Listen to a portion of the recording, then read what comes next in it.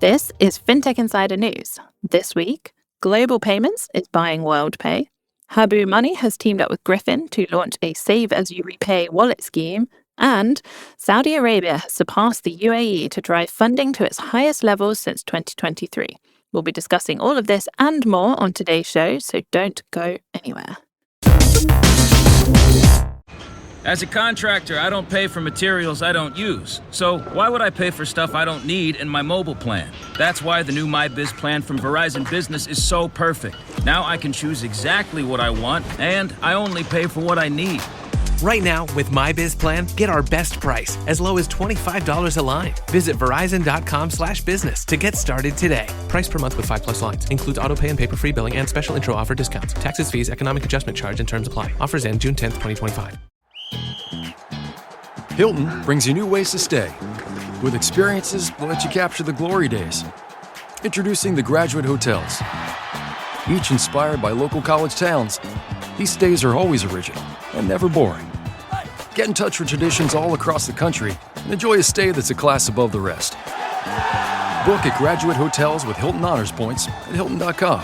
It's a win-win. Hilton, for the stay.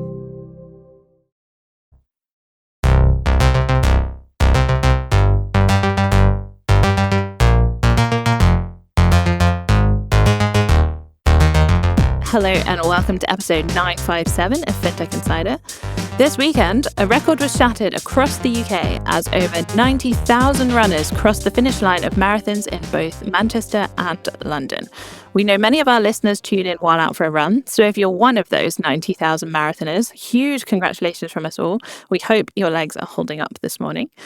On this week's show, I'm joined at the start line by an elite group of fintech experts who are ready to break down the biggest fintech and financial services news from the past 7 days. First up, we have a FinTech Insider debut for Hannah Baynham, co-founder of Haboo. Welcome to the show. You have some exciting news, which we'll get into later in the podcast. But in the meantime, could you tell us a little bit about Haboo? Yeah, great to be here as a long-term 11FS and FinTech Insider fan. It's a great opportunity. So thank you very much for having me. I'm obviously Hannah, the co-founder of Haboo Money. We are building a first-of-its-kind flexible repayment platform for the consumer credit market. And I'm sure we'll talk a bit more about it later. Amazing. Yeah, excited to hear more. And thank you so much for joining us. Next up, we have a return to the podcast for Nick Philpott, co-founder and head of partnerships at Zodia Markets. Great to have you back on the show, Nick. Please remind our listeners about yourself and Zodia. Sure. So I'm Nick Philpott, co-founder of Zodia Markets, which is a institutional match principal broker headquartered in the UK, but we also have a presence here in Abu Dhabi, plus Jersey and Republic of Ireland. We offer execution services to institutions buying and selling crypto assets against fiat currencies.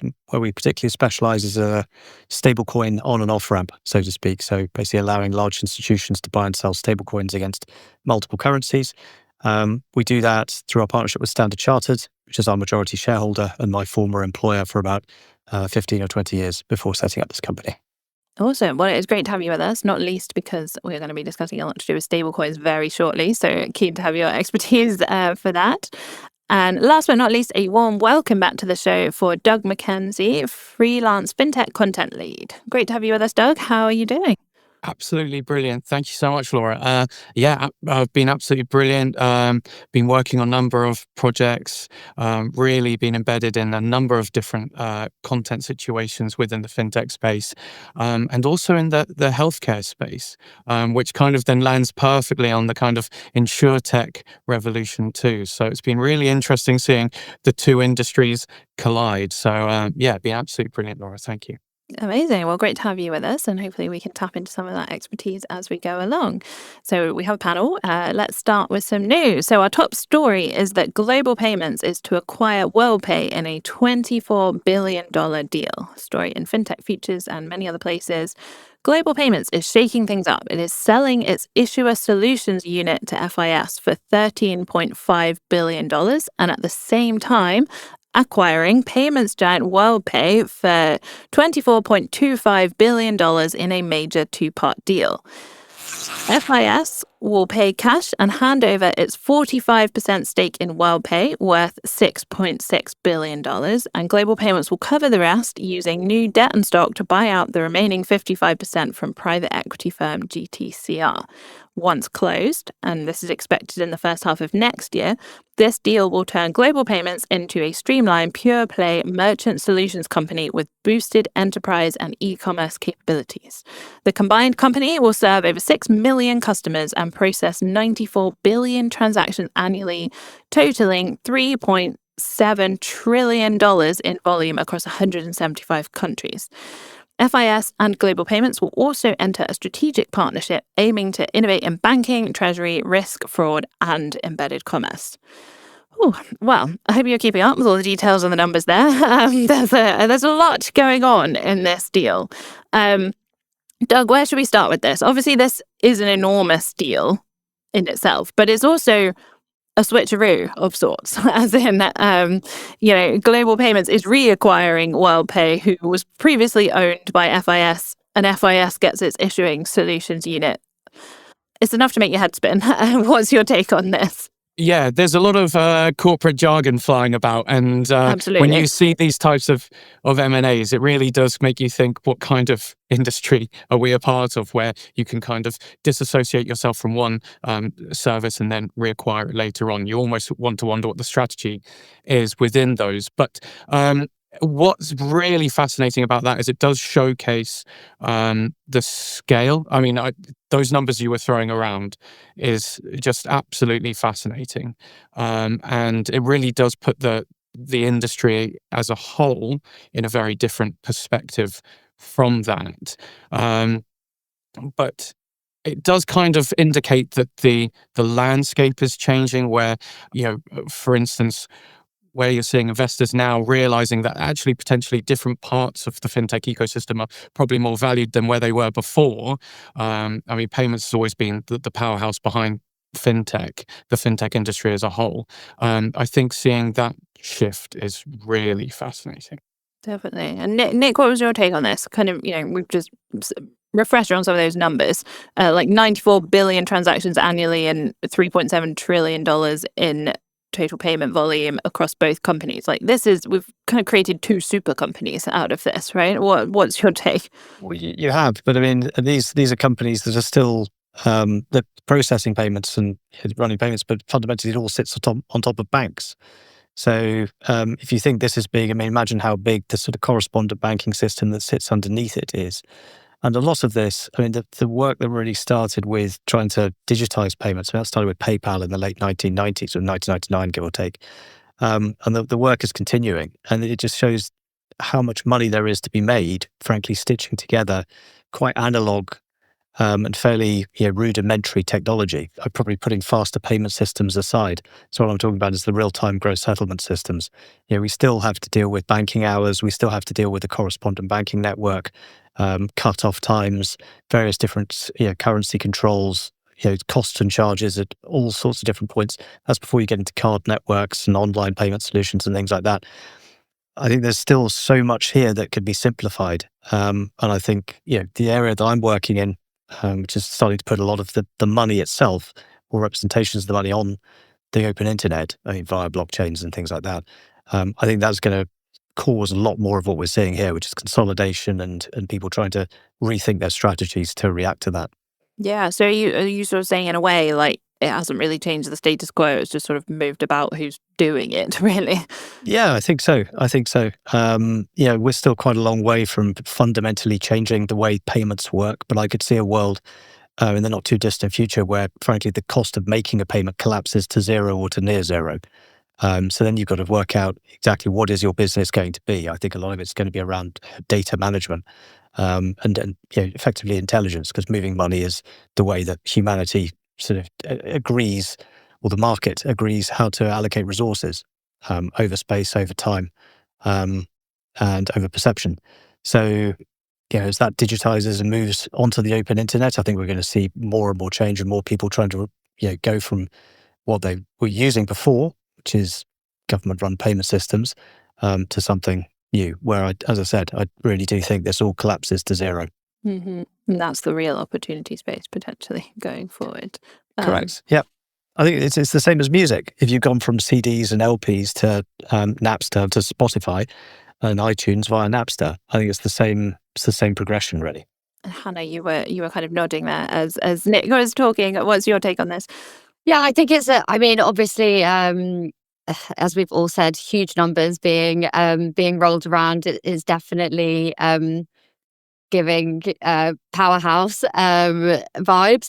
I think one of the really interesting things that stood out for me is, and you mentioned the sort of switcheroo. I think it's definitely feels like a bit of a control Z with my previous life of being a management consultant. That gives me an awful amount of anxiety for the poor people who've had to do the unstitching and now restitching. And as Doug said, I wonder, I'd love to know the more details on the underlying sort of strategy and the intent, and perhaps looking at what kind of distraction this will be at an organizational level, having gone through the previous sale, now another sale, and actually what impact that will have on the overall competitiveness of the business in obviously a really competitive space with some sort of challenges coming up quite fast.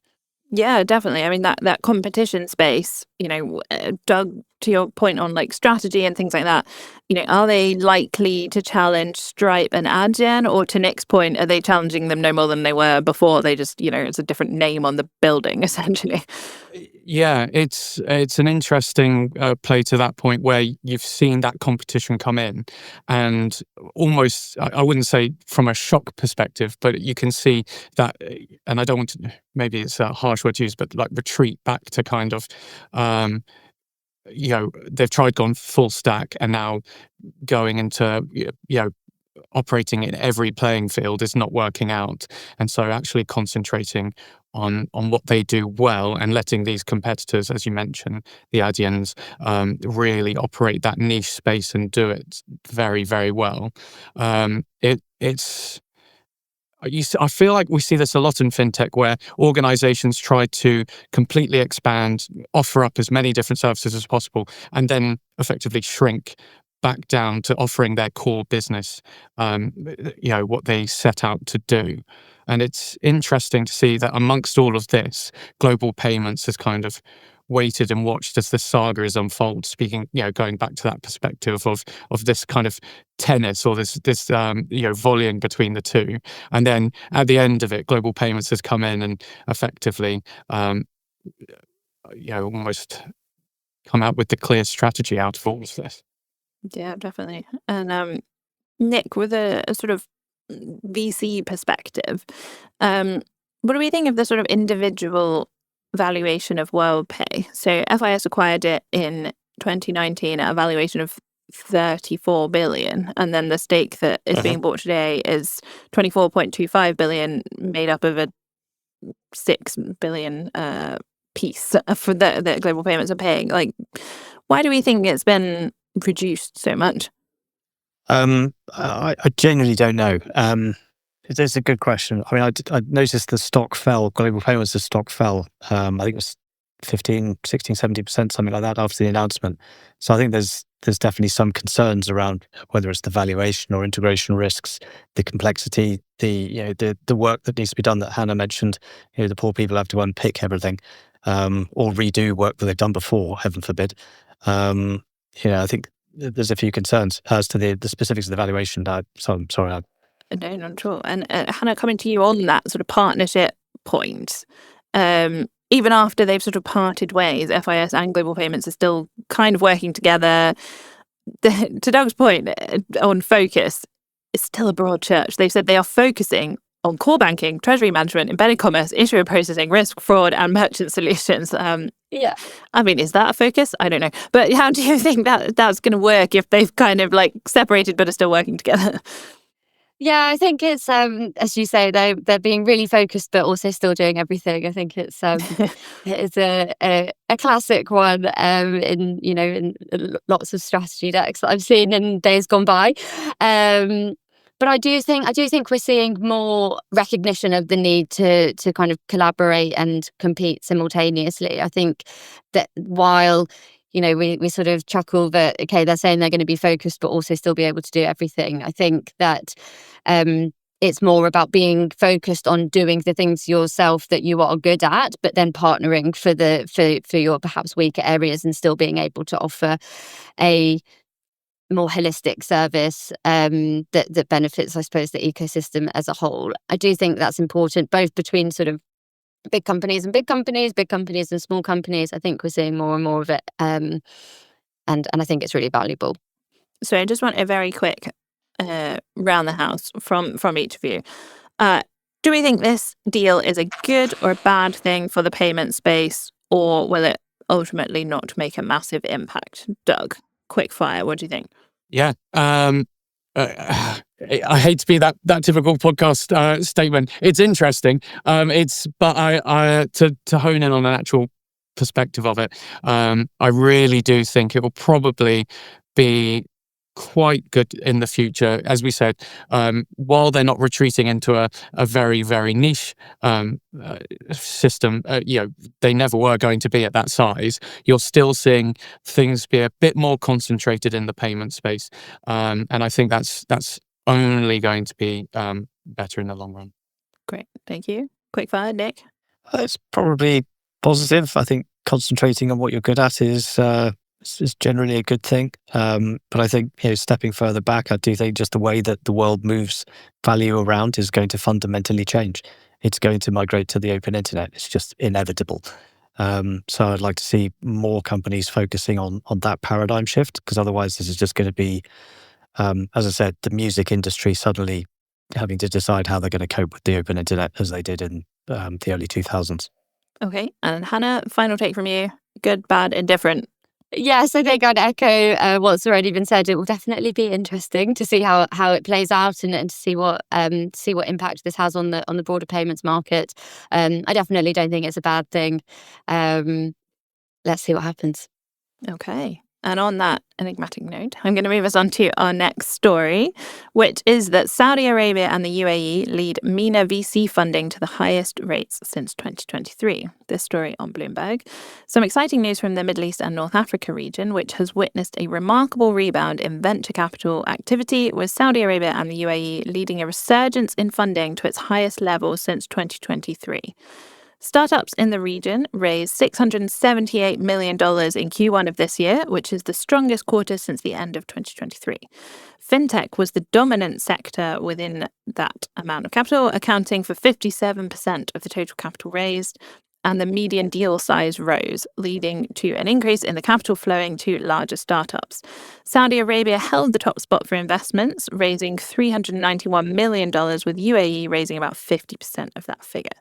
So, Nick, I'm going to come to you first on this one. As someone based in the region, was there anything that stood out to you about these figures? Just a bit of healthy competition. How do you feel about the UAE falling into second place in these rankings?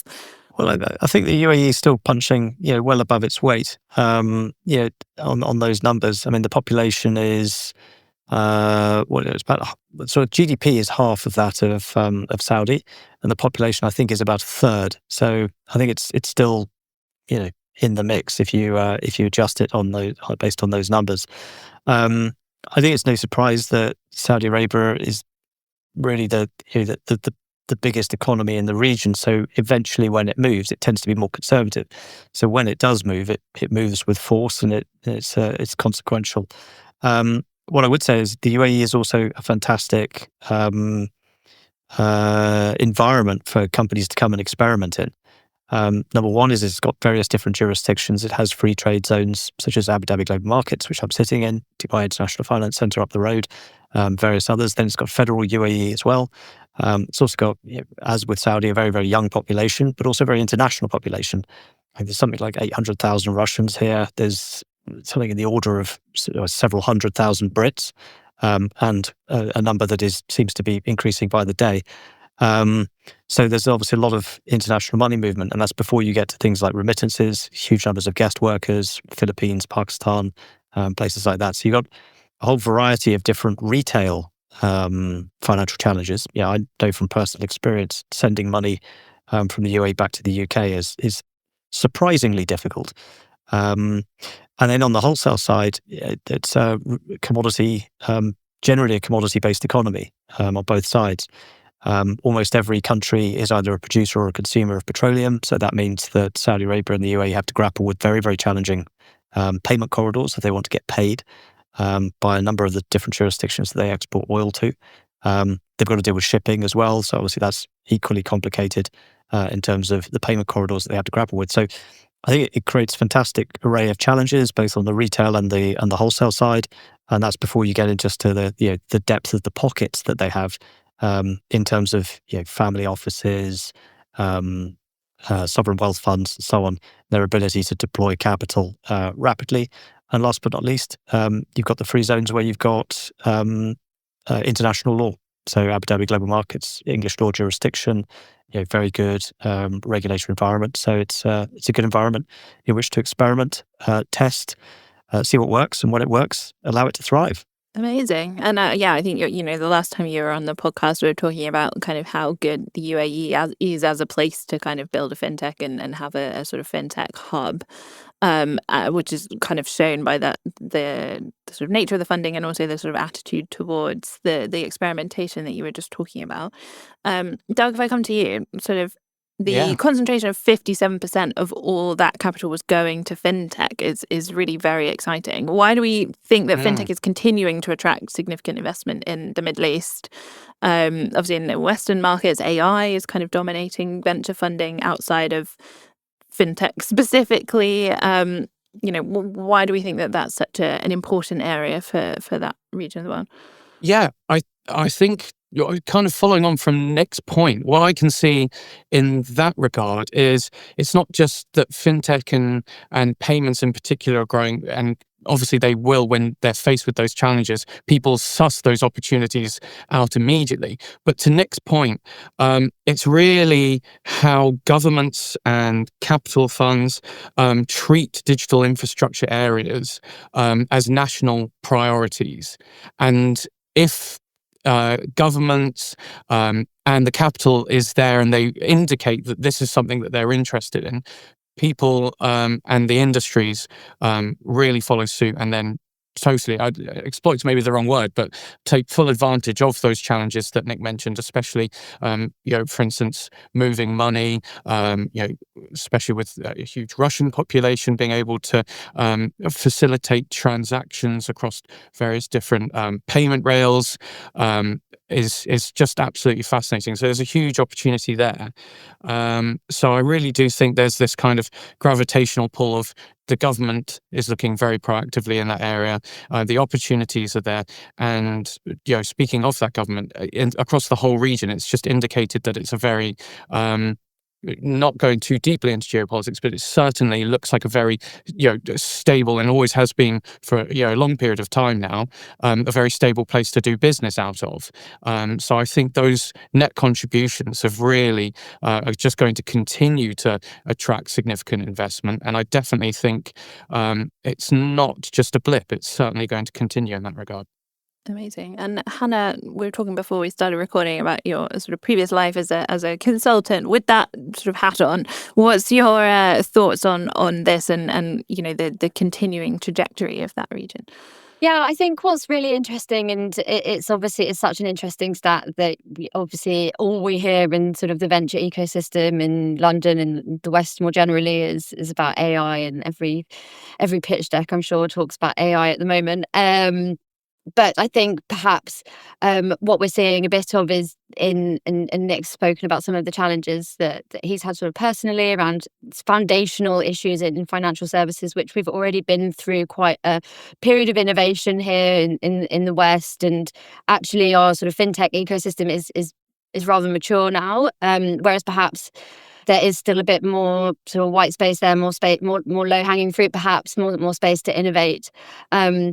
I also think at least in my sort of, I'm obviously currently very early stage founder ecosystem, and in my sort of echo chamber, I'm only hearing good things about early stage entrepreneurs wanting to move to the UAE, in particular, the benefits and the incentivization of entrepreneurship there have clearly been so compelling that some top talent from at least my network seem to all be flocking over there to go and build, go and experiment, and feel that it's a more rewarding environment to do so. So I think that plays a role as well. And Nick, as someone who has, since your last appearance on the podcast and this one, relocated to the UAE, what can you tell us that kind of backs up what Hannah was just saying? I can't remember who mentioned it, but it's the word ecosystem. So yes, you've got regulators and sort of people who are working in the same industry as you, but it's everything else. Moving here was very straightforward. I had a bank account open before I'd even left the UK. Getting everything connected, getting your visa is very, very quick. It's very straightforward. Everything's in English or various different currencies. There's people to help you out. Once you're working here, it's very straightforward employment framework. Taxes are obviously very, very low. In fact, income tax is zero. And then you've got the infrastructure side of things. So to Doug's point about sort of actually being a serious country and prioritizing national infrastructure, here it took them 9 years, I think, to build a nuclear power plant in Barak. In the UK, I think it's something more like 19 years, possibly more. And in Germany, they're obviously turning theirs off and replacing it with lignite coal, which is an interesting decision. So it's a country that's just doing the basics right. And that's before you get to the questions of law and order. I know friends who've emigrated here after being victims of crime in London. I saw a guy reserve a table with a laptop in a cafe. Nipped off to pray, came back, left the table for 15 minutes, reserved it with a laptop. That's how confident people are in terms of just personal safety. So it's just really basic stuff that you can get right as a nation. I heard it's quite sunny as well, Nick. I was going to say, and of course the nice weather helps. Nice weather. Yes, that also helps. It gets a trifle hot during the summer. But the infrastructure is just very good. Getting around is very easy and it's clean. Yeah. So you can always come back to rainy London if you want a holiday. I don't think I'm ever coming back, frankly. Fair enough. Oh, wow. Ever? No. Really? Not even to visit? No. My wife is half Greek and she wants to leave as well. So she's still in the UK. Not to be that person, but given that you everything that we've just said, are there any particular challenges or hurdles on either the geopolitical side or perhaps, dare I mention, US tariff policies that may cause disruption to this ongoing trajectory of increased funding? Nick, do you think? Or are we, the flywheel's only just got turning? I don't think so. I mean, the gyrations in the dollar obviously have reverberations here because a lot of the currencies here are pegged to the dollar. There's a lot of the UAE obviously predicates itself very much on global trade, and obviously the rest is very heavily based on hydrocarbons. So if the world goes into a recession, then oil prices go down, and that obviously has a direct knock-on impact. But then that speaks to why they're making such a well thought through and pretty well executed job of trying to diversify the economy. Focusing on things like life sciences, artificial intelligence. I brought up the subject of nuclear power. It didn't seem frivolous. If you're going to be a decent player in artificial intelligence, you need a decent value electricity. And every now and again the wind doesn't blow. So if you're moving towards a situation where you're not that far off from power cuts, then someone who's trying to create an AI grid complete facility is just not going to feel that confident that you're going to be there. Other challenges, the regulatory environment can sometimes be a bit baffling, particularly to to newcomers, particularly in the UAE, where you've got DIFC, ADGM, you've got federal UAE, and that's before you then throw in some of the other regional countries like Qatar, Kuwait, Bahrain, Oman, and so on and so forth. But generally, I mean, it's obviously it has its issues as everywhere does, but I'd say they're significantly less than the issues I departed from. Fantastic. Well, you are absolutely the best person to ask about this region. So on that note, we're going to take a quick pause and back very shortly. Cybersecurity is the top concern for UK businesses, according to Vanta's recent State of Trust report. But whether you're a startup founder or an experienced security professional, Vanta is here to help. Businesses use Vanta to establish trust by automating compliance needs across over 35 frameworks like ISO 27001 and SOC 2, centralized security workflows, complete security questionnaires up to 5 times faster, and proactively manage vendor risk. Join over 9,000 global companies like Flow Health, Synthesia, and Alica Bank, who use Vanta to manage risk and prove security in real time. For a limited time, get $1,000 off Vanta at vanta.com/insider. That's VANTA.com/insider for $1,000 off. This episode is brought to you by Indeed. When your computer breaks, you don't wait for it to magically start working again. You fix the problem. So why wait to hire the people your company desperately needs? Use Indeed's sponsored jobs to hire top talent fast. And even better, you only pay for results. There's no need to wait. Speed up your hiring with a $75 sponsored job credit at Indeed.com/podcast. Terms and conditions apply. Welcome back. Before we dive back into the news, I wanted to give you a quick update on our latest Insight show. Where do we begin when it comes to stopping fraud? Well, how about starting at the product level? We were joined by experts from Charlie, BigPay, and 11FS Pulse to explore how product leaders are leveraging innovative tech like AI to create the ultimate guide to fighting fraud. The episode is now live. Just check out the one below this one. Right, and let's get back into the news. And our next story is Circle to launch stablecoin-powered cross-border payments network in May. This story on payments. Circle, the company behind the USDC stablecoin, is launching its Circle Payments Network, or CPN, in May, aimed at enabling real-time cross-border payments using USDC, Eurocoin, and other regulated stablecoins. CPN will connect financial institutions to real-time domestic payment systems around the world, powering use cases like payroll, remittances, supplier payments, and even capital market settlement. Circle also just introduced a refund protocol to make stablecoin payments more flexible and reversible.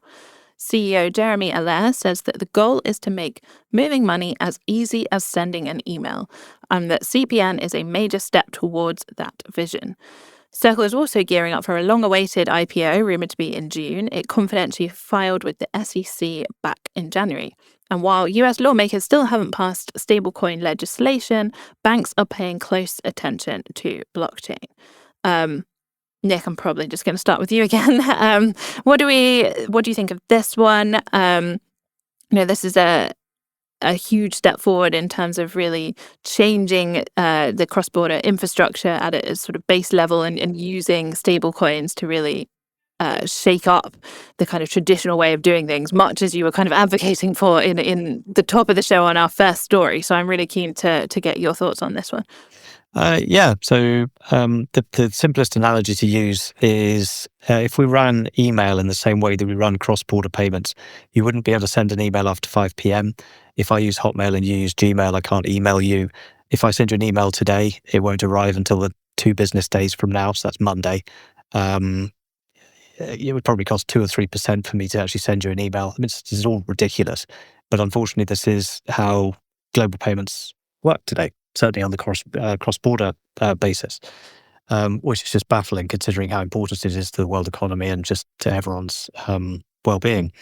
So stablecoins effectively are taking finance, and you sort of park the crypto bit. Really all it's doing is taking it and putting it onto the open internet. It's as simple as that. So it'll have the same availability, the same performance, the same responsiveness as email. So you'll be able to send a cross-border payment as quickly as you like. Now, in terms of the network, I mean, the challenge of running a stablecoin is that it's a rates business.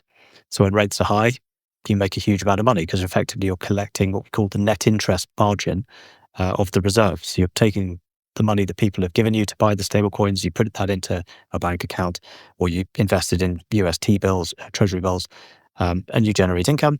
And the people who are holding the stable coin get no income at all. So you're making a spread. In a low interest rate environment, and obviously Donald Trump is now pushing for the Federal Reserve to reduce rates, that business is going to come under threat. So you need to figure out different ways to monetize your platform. And so Circle are onto something here, I think, by trying to create a network that enterprises can use, number one. So there's a technology play here. which is obviously fantastic, probably a better multiple than a financial services firm, if I'm brutally honest, if they're doing their IPO. And it allows them to provide infrastructure to people who want to make use of that fast payments network. And I think gradually it's going to displace a lot of sort of the analog payments that we have today. Yeah, I mean, there's huge potential for this to be a major disruptor, as indeed there is for Circle themselves. So they started as a stablecoin issuer, obviously, which we've just discussed. They're looking at cross-border payments. They're also looking at getting into payroll, capital markets. They're also maybe IPOing, and they're equally reportedly eyeing up a US banking license. They've got enormous ambitions, it would seem. Hannah, what do you think? Could they be unstoppable if they are able to kind of achieve all of these things? Yeah, I think this is a really interesting move from being more of a sort of issuer into more of the platform play. I think in the previous few years, and again, I'm going back into my sort of previous life as a consultant to the big banks, some of the hesitancy was around, there's one thing around the sort of currencies and vehicles, and then you've also got the rails. And I think actually providing the capability of the rails and the infrastructure to solve some of the big challenges that the financial institutions have, not just in payments, but in things like, not just in cross-border payments, but in payroll, treasury, capital markets more broadly. I think it becomes much more tangible and perhaps much more appealing to some of the more cautious adopters of digital currencies and stable coins. Definitely. And Doug, coming to you on this, obviously we've sort of mentioned as part of the top read that no one's quite come to an agreement on stablecoin regulation yet. How much of an impact might that have on this kind of opportunity and growth? Or in fact, might it drive the regulation conversation forward?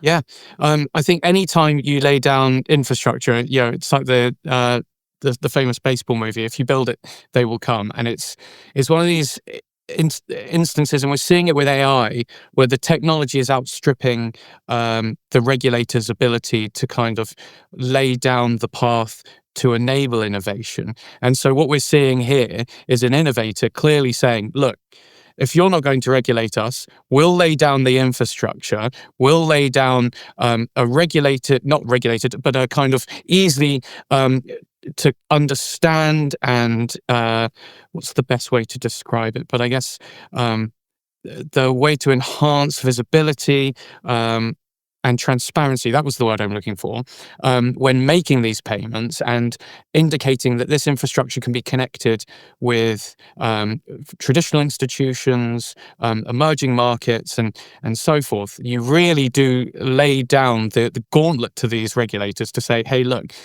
this is the time for us to work together. We want to be proactive. Let's actually start getting together on it. And you can tell how obviously focused in the fintech industry I am. The thought of talking about infrastructure is exciting, but when to both Hannah and Nick's points, it's fascinating that we've got to this point where where something is so critical to the global economy, and yet you're seeing organizations that started out as a stablecoin issuer actually being proactive and solving an issue that, quite frankly, has probably been a significant issue since the dawn of time, sending money across borders. And I'd be very, very fascinated to see, especially with all the changes and how proactive in digital currencies various different administrations around the world are, what this will mean. And hopefully it will expedite things, to your point, Laura. Nick, did you want to chime in on the regulation piece?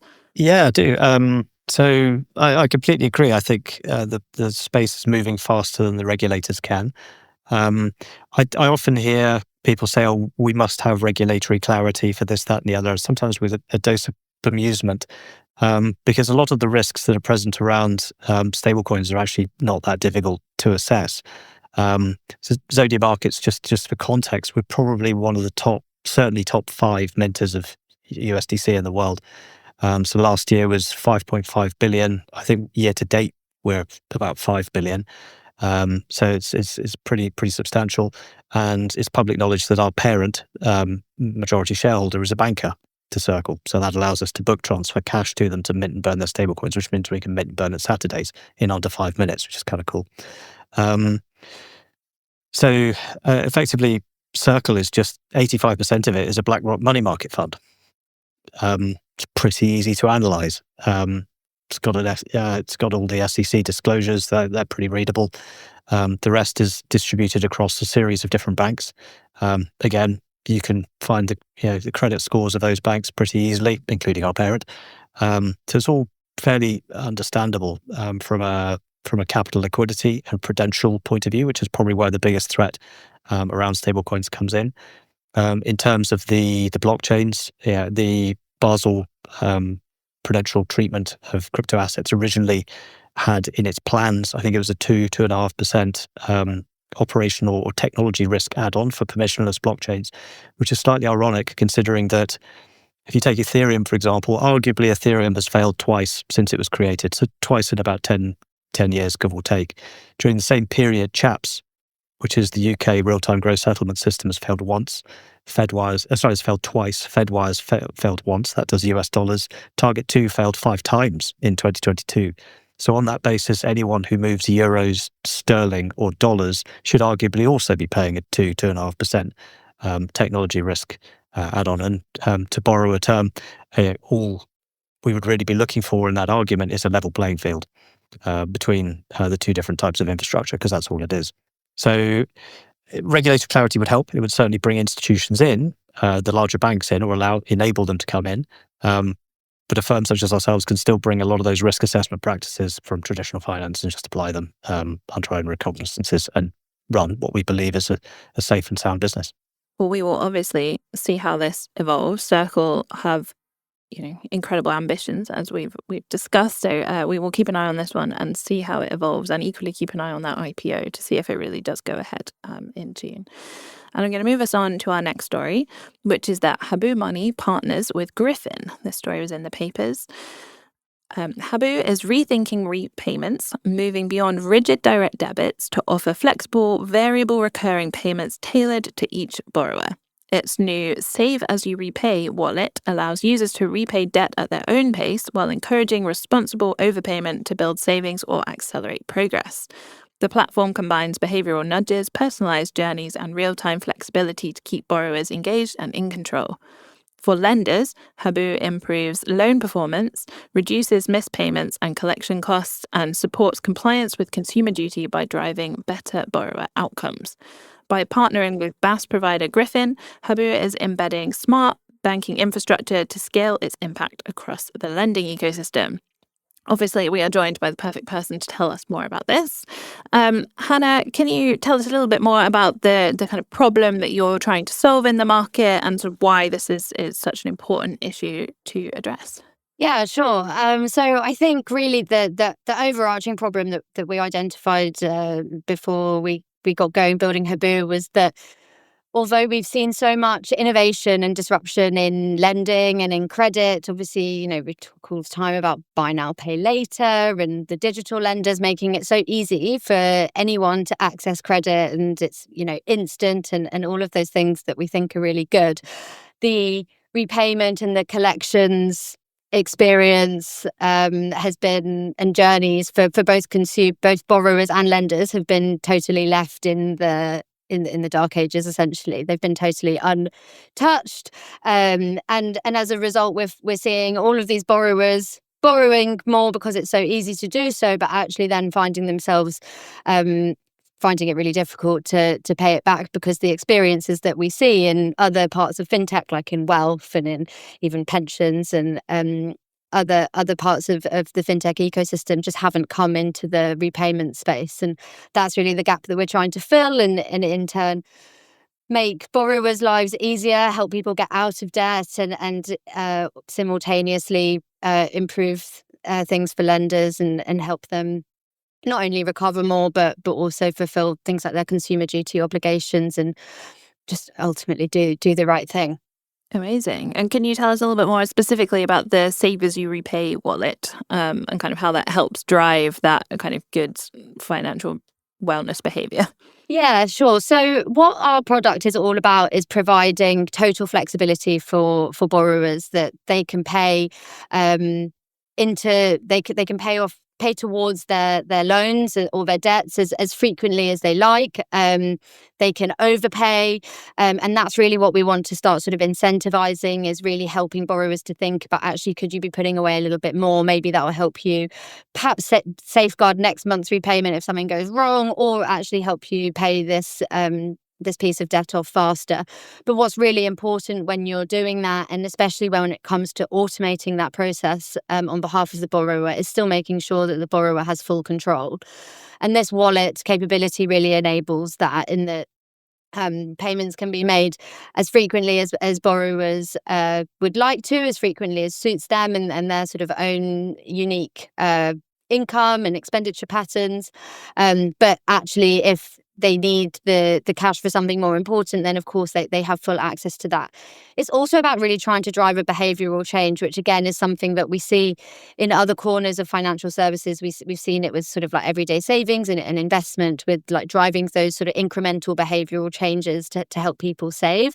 And we're really trying to do something similar with the borrower market, to actually encourage them to be saving while they're repaying, and actually have a positive relationship with money when it's, for a lot of the consumers in the position where they're paying back debt, and in particular problem debt, then typically money is a very negative experience, and we're really all about changing that. Yeah, I think that bit's so interesting, and particularly that kind of sort of mention of like kind of negative debt or bad debt, or anything to do with debt being sort of a bit of a dirty word. Yeah. Changing people's perspectives on that is really interesting. Doug, what was your take on this as sort of a fintech for good initiative to change people's sort of relationship with borrowing, and particularly repayment? Yeah, I think it's an absolutely brilliant tool to hear that's coming out. And what I think is so fascinating about it, that and I haven't got any research to back this up, but I'm very curious about what this would mean for people going forward who have, let's say they've got low credit profiles, or a lot of missing credit profiles. They might not have very many positive experiences with finance or financial apps in general. And it would be fascinating to see, as a societal shift, if we're talking about fintech for good as a general trend, how, if people start getting treated with respect and actually having these financial products crafted for them and be bespoke and granular, and actually, rather than be a complete negative, the lending has changed, the terms are getting harder and harder, having this bespoke approach and having that, importantly, positive experience with finance, is that going to change people's entire outlook on not just this industry, but finance as a whole? And I'd love to see what this could mean. And apologies if I'm sounding like a dreaming lefty here, but if you can change something that is traditionally seen as such a negative, and what that will mean for those borrowers, and that amount of goodwill going forward. To Hannah's point, what is that going to have as well? And Hannah brought it up brilliantly, that surely that huge positive impact that's going to have on the lenders as well. But I'd love to see what that's going to have an impact on as a society as a whole. Yeah, I love that, Doug. And I think I also can sometimes get a little bit evangelical about the potential long-term shifts in attitudes towards finance. And I think, where I initially became interested in fintech was all around how the likes of Monzo and Starling and Nutmeg and Moneybox and all of those sort of were changing everyday people's attitudes towards banking and financial services and saving. But I just really don't feel that that's happened yet for the sort of the borrower, the consumer credit market. And, as you said, Laura, debt is such a dirty word. We're called haboo. It's around play on taboo, very clever. And that's what we're really trying to change it. Our brand is bright pink, which I know no one would associate with sort of debt or even financial services. And yeah, it's really all about sort of creating something that's much more accessible, something that people want to engage with, because the typical image that people have around debt is people burying their head in the sand, ignoring it until it's too big of a problem, and sometimes actually an irrecoverable problem. So, or getting in with the wrong players, Exactly. like your kind of payday loans and loan sharks and that kind of thing, which is obviously, a last resort. Very Nick, often, what yeah. was your thoughts? Well, yeah, I think this is I probably wouldn't characterize myself as a leftist or a rightist, more as a consumerist. I think financial services is one of the sort of most bizarre service industries that actually doesn't treat its customers as consumers, which is what they are. I think it has a huge amount to learn from other industries. So, for example, back to my point right at the beginning about the cost of payments collapsing to zero. At the moment, we still run payment cycles on a monthly basis, which have been recognizable to a farmer in ancient Mesopotamia. The whole system is based on agriculture, for heaven's sake, that forces people to get paid every month, for example. So, and then that if they've got bills to pay that aren't every month, but are at different cadences, then it means they've got to manage their cash flows, which is a huge problem. And then you've got sort of simple psychological hacks. So, for example, if I wanted to take out personal debt, I could probably pick up my phone and do that in under 10 minutes, maybe 5.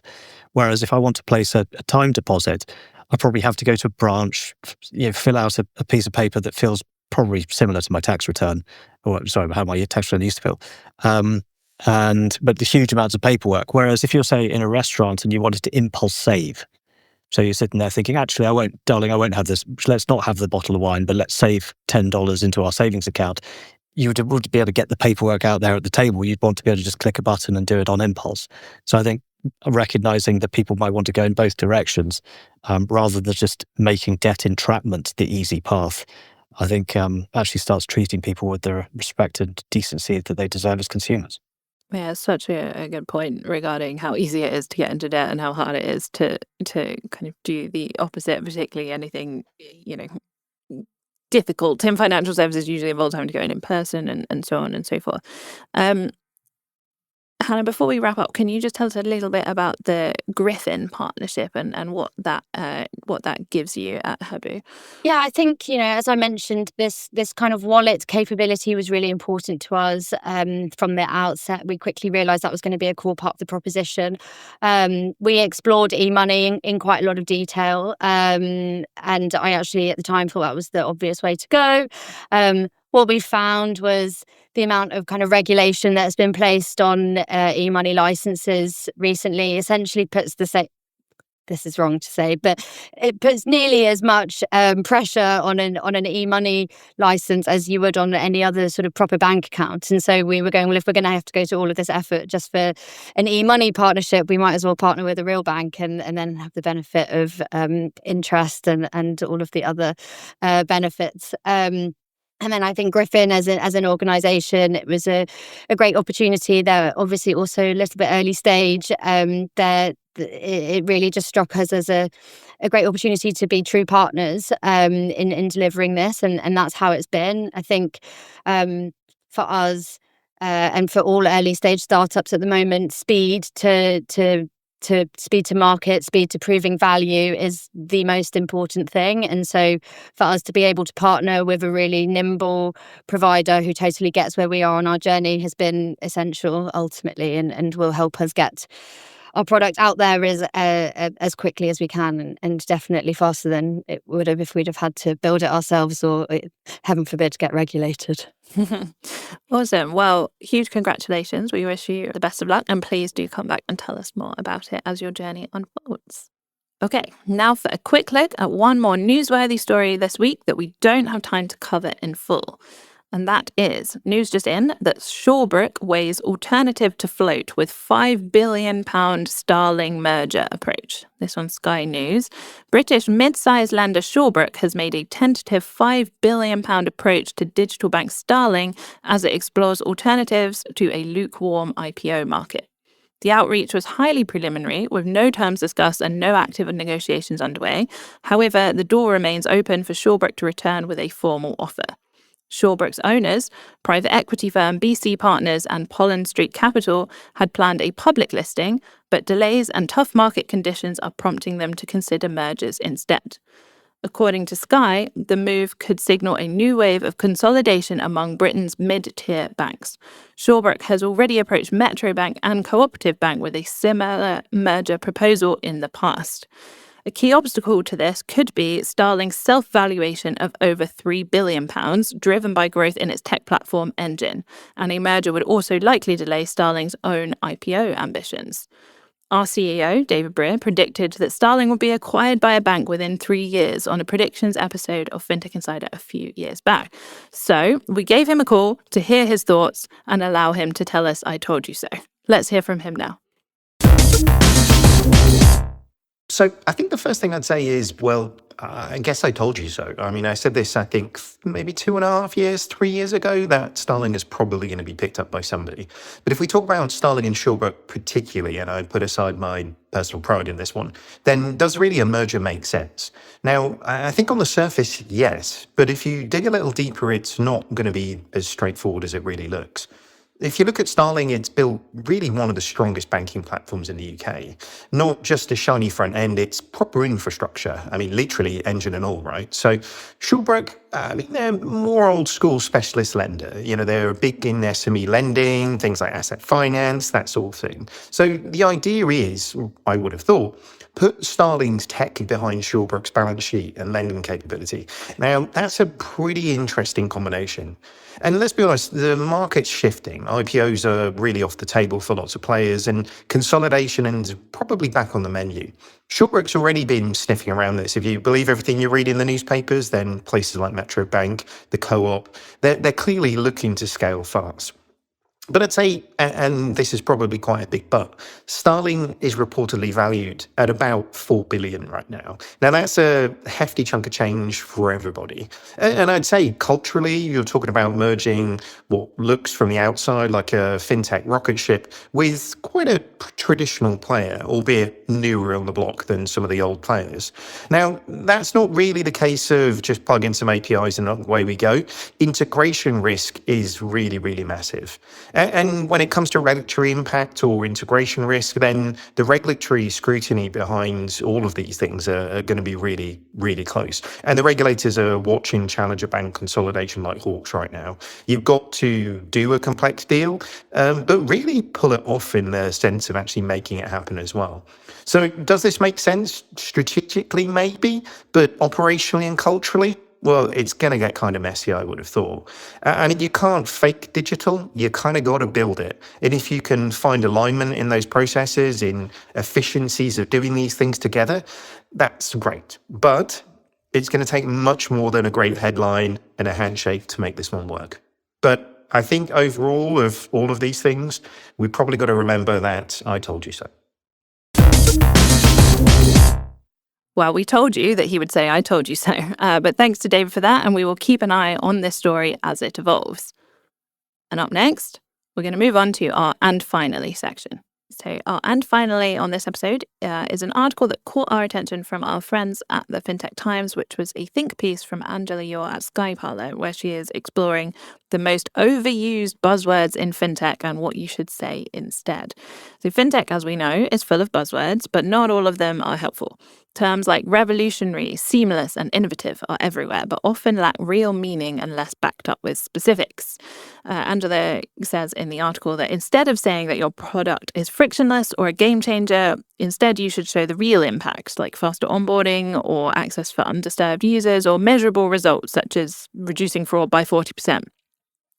She says the strongest messages start with what you actually do to help people. Do they get paid faster? Are you saving them time, reducing risk, not just telling them what tech you're using to do so? And for that, I think we can wave at quite a few headlines that just throw AI in there to garner clickbait. So she concludes the goal isn't to avoid trendy terms entirely, it's to say something real and persuasive. What do we think? Are we all too guilty of using buzzwords? What are the kind of fintech cliches that you hear the most and kind of make you roll your eyes the hardest? Maybe starting with our kind of resident content writer, Doug, and we come to you from your experience. What do you think? Anytime you hear revolutionary, seamless, and the image of a a fake robot typing onto a computer screen to indicate an AI story in my head. It's this kind of, and I guess it speaks to the real practicality of the industry and how to kind of create excitement from within that. But when, for instance, when we're hearing elements like reducing fraud by 40%, the story should speak for itself, but we need to kind of illustrate that in some better way.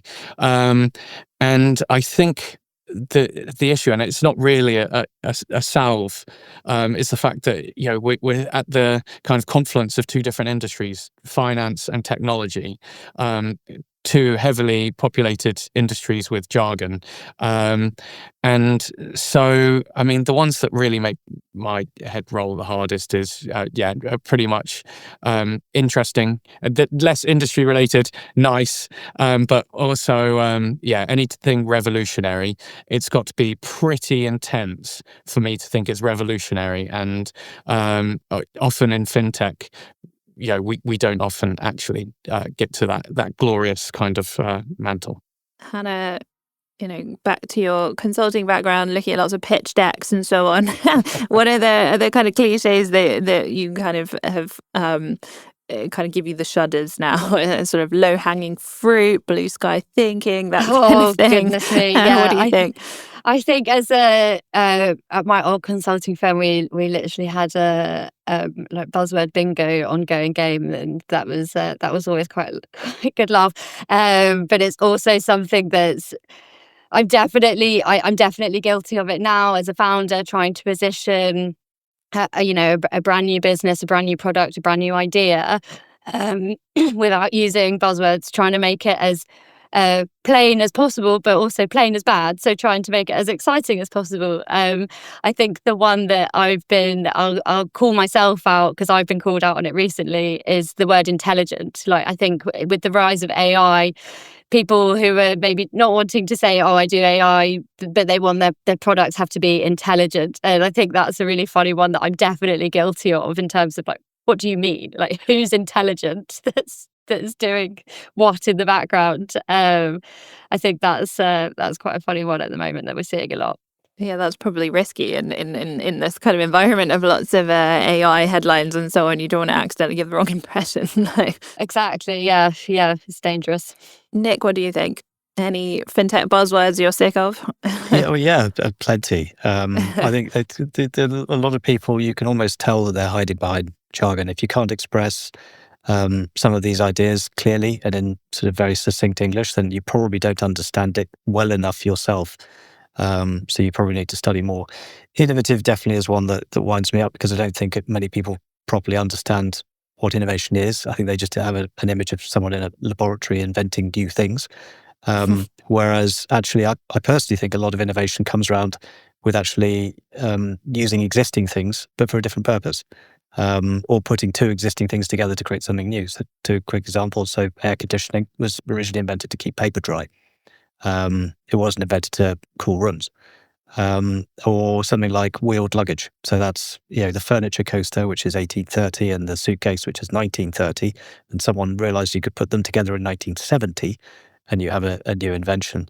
The last one for me in particular is Fiat and Fiat. So one is capitalized, which is an Italian car, and the other is fiat currency. And I see a lot of decks with Italian cars on them. Got so bad that I actually ranted on, to my true shame, ranted on LinkedIn about this and received quite a lot of ribbing from people at work. But it's out there, so feel free to go and have a read and add some juicy comments. Do you just get some pictures of cars all the time? I was going to say people are just going to send you pitch decks now with just cars on them. And I just you asked for it. I saw it 3 times in one day and just snapped. I'm pathetic. Even my father made fun of me. So it's good. Yeah. I love it. Go find Nick on LinkedIn and send him pictures of cars. It'll really make his day. Yeah, exactly. I've also got to tag on to the back of what Hannah mentioned as well, because I didn't want to sound like prior.